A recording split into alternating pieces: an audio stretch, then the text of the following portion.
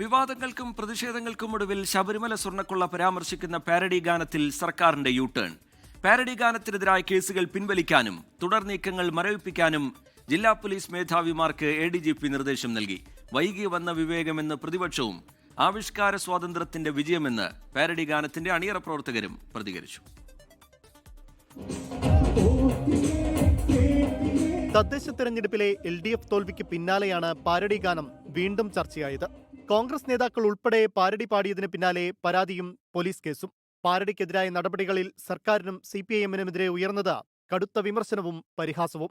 ഇടത് സാംസ്കാരിക പ്രവർത്തകർ ഉൾപ്പെടെ ആവിഷ്കാര സ്വാതന്ത്ര്യമുയർത്തി സർക്കാരിനെതിരെ രംഗത്ത്. ഇതോടെ കേസും വേണ്ട, തുടർ നടപടിയും വേണ്ടെന്ന നിലപാടിലേക്ക് സർക്കാരെത്തി. സമൂഹമാധ്യമങ്ങളിൽ പാട്ട് നീക്കില്ല, പാട്ട് നീക്കാൻ ആവശ്യപ്പെട്ട് മെറ്റയ്ക്കും ഗൂഗിളിനും കത്തുമയക്കില്ല. പാരഡിക്കെതിരെ തിരഞ്ഞെടുപ്പ് കമ്മീഷന് പരാതി നൽകാനിരുന്ന CPIM പത്തനംതിട്ട ജില്ലാ നേതൃത്വവും മലക്കം മറിഞ്ഞു. തെറ്റിദ്ധരിപ്പിക്കുന്ന ചില വാർത്തകളാണ് പ്രചരിച്ചുകൊണ്ടിരിക്കുന്നത്.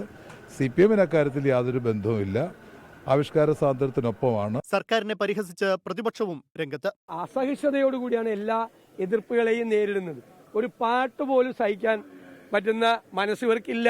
കേസ് പിൻവലിച്ചതിൽ സന്തോഷമെന്നും മതവികാരം വ്രണപ്പെടുത്തിയെന്ന് തോന്നുന്നില്ലെന്നും പാരഡി ഗാനത്തിന്റെ അണിയറ പ്രവർത്തകർ പ്രതികരിച്ചു. എൻ്റെ നമ്പർ കൊടുത്ത് പോസ്റ്റ് ചെയ്ത ഈ പോസ്റ്റിന് താഴെ ഒരിക്കൽ പോലും കോളിൽ വിളിച്ചിട്ട് ഒരാൾ പോലും എൻ്റെ മതവികാരം വ്രണപ്പെട്ടു എന്നോ അല്ലെങ്കിൽ മതനിന്ദ നടത്തിയെന്നോ ഒരു സന്ദർഭത്തിലും ഒരു സാഹചര്യത്തിലും പറയാനിട വന്നിട്ടില്ല.